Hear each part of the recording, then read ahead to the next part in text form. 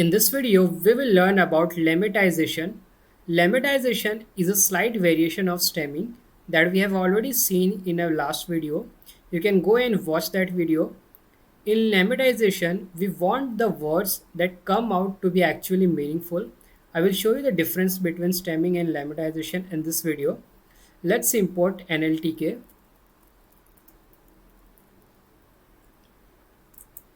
We will use a corpus UDHR from nltk.corpus. I'll make one variable UDHR, and from nltk.corpus we will use UDHR. This contains some sentences. From this we will call words, and the language is English, Latin 1. Let's execute our code.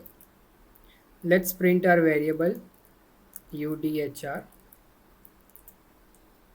So we have some words like Universal Declaration of Human Rights.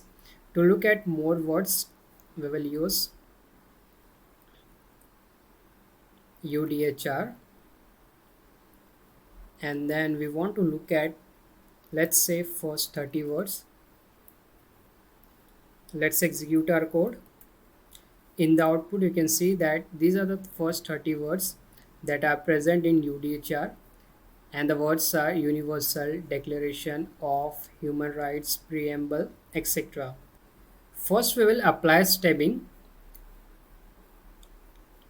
I will make one variable porter, and from NLTK I will call the class port stemmer.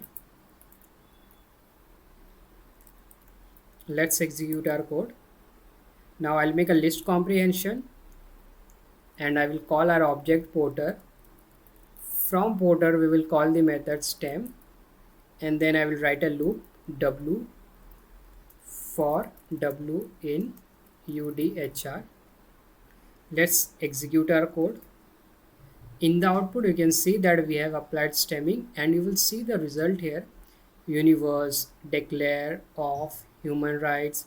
You will see words have been trimmed and they have become meaningless, such as universe, declare, preamble, recognize, and so on. Now these have become meaningless because these words are not meaningful. And here comes lemmatization.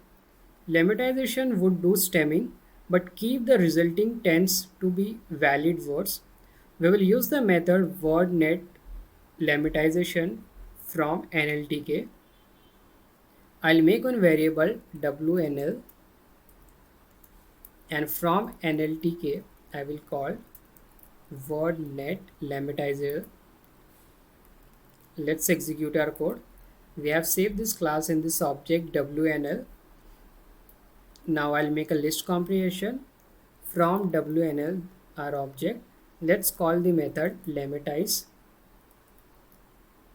and then we will write a loop w for w in UDHR. Let's execute our code.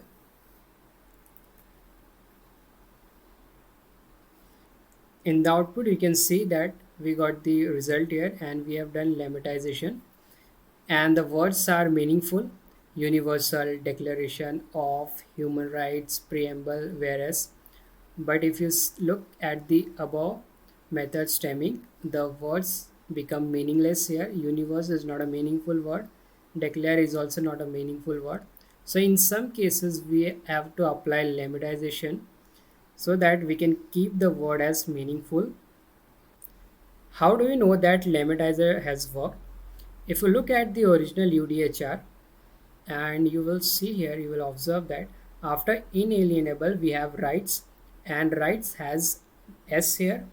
And if you look at the current result after lemmatization, you will see that after inalienable we have right, and the S has been removed. That means lemmatizer has been performed on this.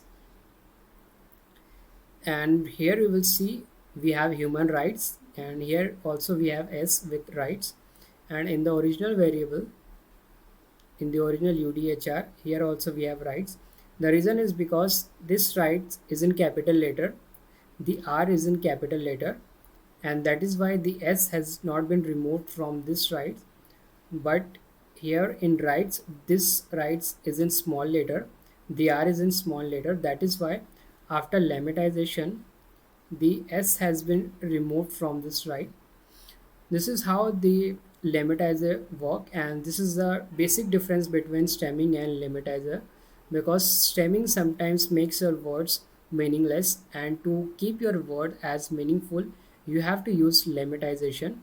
If you like my video, please subscribe to my channel. Thank you for watching.